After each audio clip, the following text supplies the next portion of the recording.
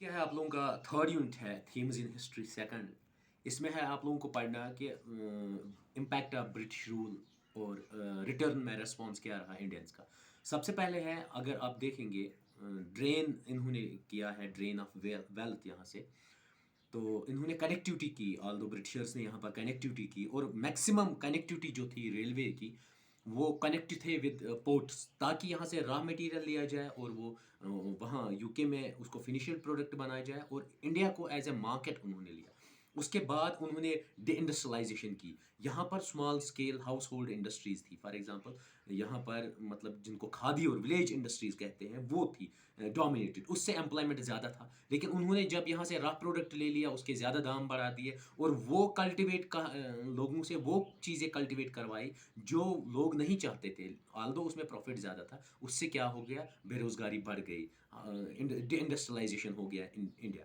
उसके बाद उन्होंने क्या किया, यहाँ से जब उन्होंने कनेक्टिविटी की, more than 60,000 kilometres of railways develop किया, वन इकोनॉमिक डेवलपमेंट भी किया, एजुकेशनल डेवलपमेंट भी किया, लेकिन अनदर साइड उन्होंने कल्चर को मॉडिफाई किया। उन्होंने बहुत सारे लॉज को यहाँ से मतलब ख़त्म किया और नए नए लॉज लगाए। उसके बाद मैकेली और वुड्स आ गए, जिन्होंने यूके वालों ने 1 लाख रुपया दिया यहाँ एजुकेशन को डेवलपमेंट करने के लिए इंडिया में। उसके अलावा फिर ब्रह्मो समाज आ गया, जिनने सती सिस्टम को ख़त्म किया, और राजा राम मोहन राय जिसको हेड करते थे, लीड करते थे। उसके बाद उन्होंने बहुत सारे रिमैरेज एक्ट लाया यहाँ पर। और उसके बाद अलीगढ़ मूवमेंट आ गया, जो सर सैयद अहमद ख़ान ने दिया, एंग्लो ओरिएंटेड कॉलेज जो फिर मुस्लिम यूनिवर्सिटी बनी, उसका रोल। उसके बाद इम्पैक्ट ऑफ रिवोल्ट 1857 जो ओरिजिनेट हुआ है मेरठ से, जिसमें मंगल पांडे को फांसी भी दी गई। उसके बाद ये फैलता गया बहादुर शाह से, और झांसी की रानी से, हसरत महल से। तो ये सब इम्पॉर्टेंट कंट्रीब्यूटर्स थे टुवर्ड्स द रिवोल्ट ऑफ 1857। लेकिन उसमें फेलियर्स हुए, किस वजह से? क्योंकि वो ऑर्गेनाइज्ड वे में नहीं था वो रिवोल्ट। उसके बाद एम्यूनिशन की कमी थी, और मिलिट्री कमी थी यहाँ पर, और सबऑर्डिनेशन था ज़्यादा। और मैक्सिमम लोग जितने भी इंडिया में हैं वो ज़्यादा पर पुअर क्लास थे। लेकिन रिवोल्ट स्टार्ट किया उन्होंने ही, जबकि हाई क्लास जो अपर क्लास है वो रिवोल्ट से बाहर रहे। यही वजूहत रही कि रिवोल्ट जो था वो सक्सेसफुल नहीं हुआ। इसके बाद मैंने लास्ट में 30 ऑब्जेक्टिव्स बनाए हैं जो मोस्ट अप्रोप्रिएट है, उन पे ध्यान दीजिए। लेकिन जब तक आप ये सब पढ़ेंगे नहीं, तब तक आप उनका आंसर भी नहीं दे पाएंगे। और ये ज़रूरी नहीं है वहाँ वो ऑब्जेक्टिव घुमा के आ सकता है, फिर उसका आंसर नहीं कर सकते। 30 ऑब्जेक्टिव्स है, हर एक यूनिट में मैंने 30 20 30 20, ये कुल मिला के 60 से प्लस होते हैं। इंशाल्लाह इंशाल्लाह आपको 60 में से 20 प्लस आने ही है, डायरेक्ट वही ऑब्जेक्टिव। लेकिन ध्यान दे दीजिए मेन थ्योरी पे, जो मेन थ्योरी में एक्सप्लेन करता हूँ उन पे ध्यान दीजिए, उन्हीं से मैक्सिमम चीज़ें आती हैं। फिर ये ना हो जैसे सोशोलॉजी में आपको प्रॉब्लम हुई, पब्लिक एड में प्रॉब्लम हुई, पेपर बाहर आया था, जबकि वो सिलेबस से बाहर नहीं था, लेकिन डेप्थ में आपने नहीं पढ़ा, वही मेन प्रॉब्लम थी। तो इसमें ये ना हो जाए, इसलिए आप डिटेल में जाइए, हर एक वीडियो देख लीजिए, हर एक पॉइंट याद रखिएगा। स्लाइड में मैंने बनाया, हाईलाइट किया हुआ, उसके बाद ऑब्जेक्टिव दिए हैं, इतना बहुत ही काफ़ी है आप लोगों के लिए।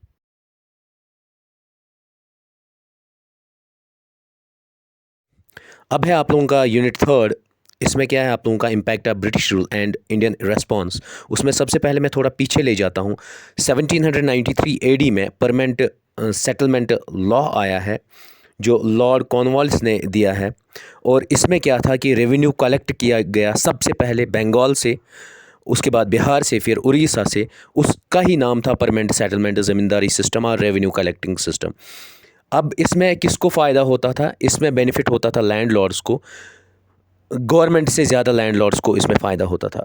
उसके बाद और एक सिस्टम आ गया जिसका नाम था महलवारी सिस्टम।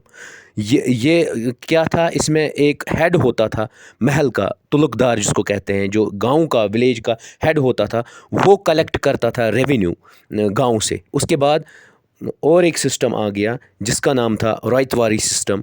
वो सबसे पहले कहाँ पर लगा? वो मद्रास प्रोविंस में लगा।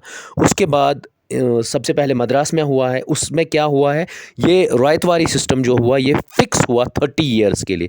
पीजेंट्स को पे करना था आधा उनका। फॉर एग्जांपल उनकी कमाई अगर 1000 रुपया होगी तो 500 रुपया गवर्नमेंट को देना था as a tax for near about 30 years. अब सबसे पहले जो ग्रांड ट्रंक रोड्स डेवलप हो गए फ्रॉम कैलकाटा टू दिल्ली, वो 1839 में हुए स्टार्ट, और कंप्लीटेड 1850 में हुआ। उसके बाद लॉर्ड डलहौजी ने क्या किया, डेवलप किया रेलवे बिटवीन मुंबई टू थाना। सबसे पहली रेलवे लाइन 1853 में बनी, और पूरा नेटवर्क जो रेलवे का इंडिया में हुआ था, मोर देन 60,000 किलोमीटर्स, वो 1830 से लेके 1840 तक ज़्यादातर हुआ है। और उसके बाद जो फर्स्ट टेलीग्राफिक लाइन जो थी, वो कैलकाटा टू आगरा थी, 1853 में वो होगी। उसके बाद जो एक ट्रेटी साइन हो गई जिसका नाम था ट्रेटी ऑफ इलाहाबाद 1765 में। इसमें क्या करना था, इसमें ईस्ट इंडिया कंपनी को कलेक्ट करना था रेवेन्यू, लेकिन ये इनने स्टार्ट किया था बंगाल से।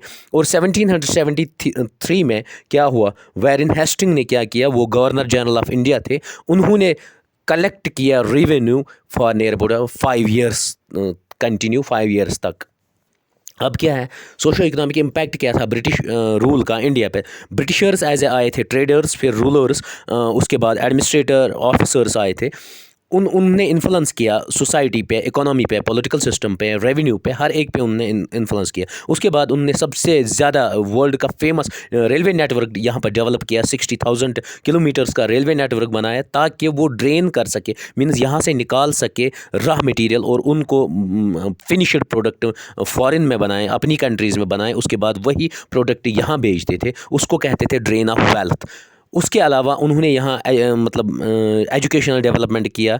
उन्होंने चार्टर एक्ट दिया 1830 में, जिसमें उन्होंने 1 लाख रुपया एजुकेशन पे, यहाँ डेवलपमेंट, एजुकेशन के डेवलपमेंट पे इंडिया में किया। उसमें सबसे इम्पॉर्टेंट लॉ मेकर जो थे, जिनका नाम थॉमस मैकेली था, उन्होंने क्या किया, 1835 में यहाँ पर इंग्लिश लैंग्वेज को ध्यान दिया, मीन्स इंग्लिश लैंग्वेज को फ्लोरिश किया, और English as a medium for education किया, और उसके बाद वेस्टर्न एजुकेशन पे एम्फेसिस की।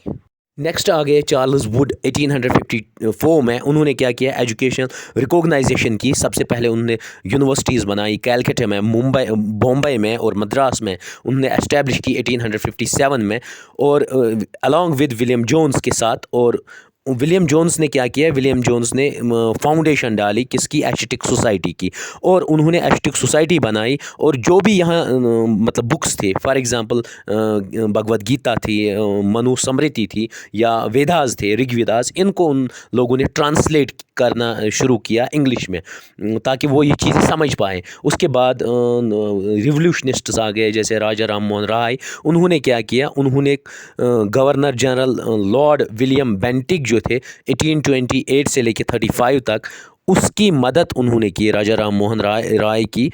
विलियम बेंटिक ने किस में, सती क्या होता था, पहले क्या होता था, अगर किसी का हस्बैंड मर जाता था, उसको उसी हस्बैंड के साथ जलाया देते थे, उसको सती बोलते थे। और उस सती का एबॉलिशन, मतलब वो एक सोशल इविल डिक्लेयर किया, और उसको एबॉलिश किया, मतलब ख़त्म किया सोसाइटी में। 1829 में वो एक्ट आ गया। और उसके बाद उन्होंने क्या किया, विडो रिमैरेज एक्ट, जो लॉर्ड डलहौसी ने किया 1856 में। नेक्स्ट, सर सैयद अहमद ख़ान का मतलब एंड अलीगढ़ मूवमेंट पे क्या रोल था। सबसे पहले उन्होंने क्या किया, 1859 से लेके 1864 तक उन्होंने ओपन स्कूल्स किए, और उसके बाद 1862 में उन्होंने साइंटिफिक सोसाइटी एस्टैब्लिश की, और उसी साइंटिफिक सोसाइटी के बास पे 1866 में उन्होंने मोहम्मदन एंग्लो ओरिएंटल स्कूल और कॉलेज की बेस डाली। लेकिन वो 1875 में उन्होंने उसको डाला, और 1920 में उसका नाम चेंज करके अलीगढ़ मुस्लिम यूनिवर्सिटी रखा गया। और उसके अलावा उन्होंने बहुत सारे कॉन्फ्रेंसेस किए ताकि एजुकेशन फ्लोरिश हो जाए इंडिया में। अब है आप लोगों का टॉपिक ये revolt of 1857, causes, failure and consequences. अब रिवोल्ट जो हो गया वो 1857 में हो गया, और इसको हम फर्स्ट वॉर ऑफ इंडिपेंडेंस भी कहते हैं, या स्पाई म्यूटिनी भी कहते हैं, और इंडियन म्यूटिनी भी इसको कहते हैं। ये सबसे पहले उस दौर में हुआ जब यहाँ पर लॉर्ड कैनिंग यहाँ पर गवर्नर जनरल थे।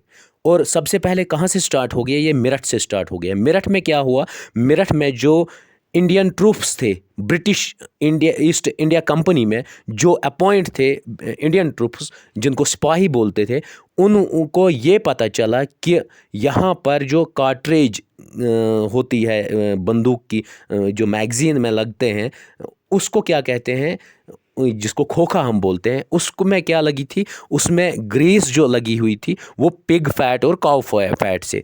तो ये पूरी अफवाह फैल गई। इसकी वजह से मेरठ में जो मंगल पांडे थे उन्होंने अटैक किया ब्रिटिश ऑफिसर्स पे, उनको फिर लेटर ऑन अरेस्ट किया, जबकि मंगल पांडे एक सिपाही थे फौज में, मतलब ब्रिटिश ईस्ट इंडिया कंपनी में इंडिया के मतलब सिपा साला सिपाही थे। तो उन्होंने रिएक्ट किया, ब्रिटिश ऑफिसर को अटैक किया, फिर उनको फांसी दी गई। वो वजह बनी रिवोल्ट 1957 का। अब जो है बहुत सारे इंपॉर्टेंट लीडर्स इस रिवोल्ट के थे और उनने कहाँ कहाँ से रिवोल्ट उठाया। सबसे पहले अगर आपको आता है लखनऊ जो यूपी में है, तब वो कैपिटल था वहाँ पर, तो बेगम हसरत महल थी वहाँ पर, उन्होंने रिवोल्ट उठाया लखनऊ से। उसके बाद झांसी से रानी लक्ष्मीबाई ने उठाया। उसके बाद बहादुर शाह सेकंड ने दिल्ली से उठाया, नाना साहब ने कानपुर से, उसके बाद कंवर सिंह ने बिहार से। जो रिवोल्ट हुआ इसके फिर फेलियर के भी बहुत सारे रीज़न हैं। फॉर एग्जांपल सबसे पहले एडमिनिस्ट्रेटिव रीजंस, मिलिट्री रीजंस और आइडियोलॉजिकल रीज़न। एडमिनिस्ट्रेटिव रीजंस में क्या होता था, जो रिबल्स ने प्लान किया था वो ऑर्गेनाइज्ड वे में नहीं किया, उनने इनऑर्गेनाइज्ड वे में था और उनमें कोई लीडरशिप नहीं थी। विदाउट लीडरशिप उन्होंने मूवमेंट चलाया कि हमें रिवोल्ट करना है ब्रिटिश के ख़िलाफ़। उसके बाद मिलिट्री रीज़न क्या था, ब्रिटिशर्स के पास एक तो उनके पास हथियार भी अच्छे सुपीरियर क्वालिटी के थे, ऑर्गेनाइज्ड वे में थे और सप्लाई भी आती थी, और उसके अलावा एम्यूनिशन भी बहुत था। लेकिन जो इंडियन मतलब रिबल्स थे उनके पास क्या था, उनके पास ना ही हथियार थे, ना ही प्रॉपर प्लानिंग थे, ना ही एम्यूनिशन था। और उसके बाद नेक्स्ट वन जो है आइडियोलॉजिकल रीज़न। आइडियोलॉजिकल रीज़न में क्या था कि जो एजुकेटेड क्लास था वो, और जो यहाँ के राजा मतलब प्रिंसली थे, जो बहुत ऐश अशरत से, जो उसको कहते हैं अपर क्लास, उन्होंने उसमें पार्टिसिपेट नहीं किया। और एक क्या चीज़ था, फेडरलिज्म डोमिनेटेड था। उसमें क्या होता है, जितने भी लोग अमीर होते हैं उन्होंने पार्टिसिपेट नहीं किया, इसकी वजह से ये फेलियर हुआ। अब क्या है, इमीडिएट इम्पैक्ट क्या था रिवोल्ट का, इसमें पूरे ब्रिटिश गवर्नमेंट को इनने हिला के रख दिया। पहले जो होता था, पहले ब्रिटिश पार्लियामेंट में ही कोई भी फैसला होता था तब वो लागू होता था इंडिया में, लेकिन उन्होंने क्या किया, न्यू मिनिस्ट्री ने क्रिएट किया इंडियन हाउस, इंडिया का हाउस उन्होंने किया। फिर उसमें मिनिस्टर्स कैबिनेट रैंक के लगाए और उन्होंने जो फैसले लिए वो हिंदुस्तान के हित में ज़्यादा था, क्योंकि वहाँ पर उनने हिंदुस्तानियों की भी पार्टिसिपेशन को कंपलसरी बताया। और इससे क्या हुआ, 1784 का पिट्स इंडियन एक्ट जो था वो उन्होंने अबॉलिश किया, उसको ख़त्म किया और नए एक्ट्स लगाए। ऑब्जेक्टिव पैटर्न क्वेश्चन नंबर 1 है, permanent settlement law was introduced bye, ये ए पार्ट आएगा, लॉर्ड कॉर्नवालिस। उसके बाद Mahalwari system first introduced in, ये पंजाब में हुआ। उसके बाद रैयतवारी सिस्टम, ये 30 ईयर्स के लिए था, बी पार्ट आंसर आएगा। उसके बाद grand trunk road from Calcutta to Delhi, ये 1839 में हुआ, एस्टैब्लिश मींस बनाया गया। उसके बाद question number 5, the first railway line Mumbai से जो थाना लाइन थी वो 1853 में चालू हुई। उसके बाद ट्रीटी ऑफ इलाहाबाद जो साइन हुई 1765। क्वेश्चन नंबर 7 है, who was governor general of India, तो वहाँ जब ये कलेक्टिव रेवेन्यू करते थे 5 ईयर्स, वेरिन हेस्टिंग थे, under which British act spend 1 lakh on education in India, तो चार्टर एक्ट 1813 में हुआ था ये। Practice burning widow with her husband is known as, उसको सती बोलते थे, सती एक्ट। उसके बाद question number 10, widow remarriage act was under lord Dalhousie. उसके बाद sir Syed Ahmad Khan establish scientific society in 1862, answer आएगा सी पार्ट।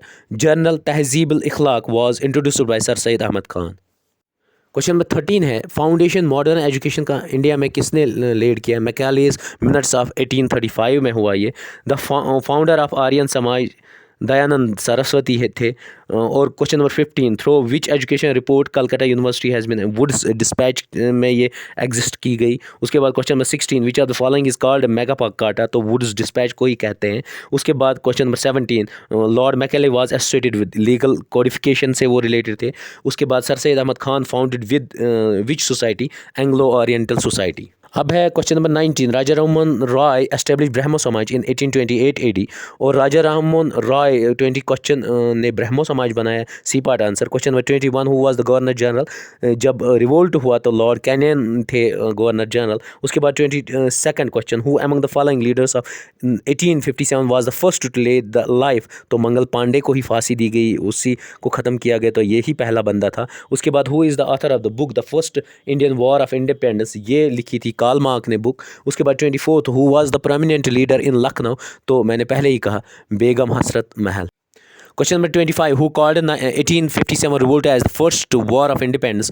तो वो सावरकर ने कहा। उसके बाद 26 विलोर म्यूटिनी जो हुई थी वो 1806 में हुई थी।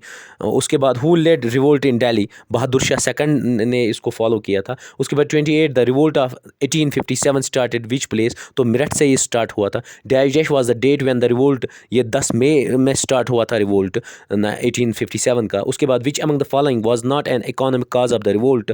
तो increasing availability of market for Indian cotton, यही मेन रीज़न नहीं है इकोनॉमिक काज का, बाकी हैवी टैक्सेशन ये सब रीजंस हैं।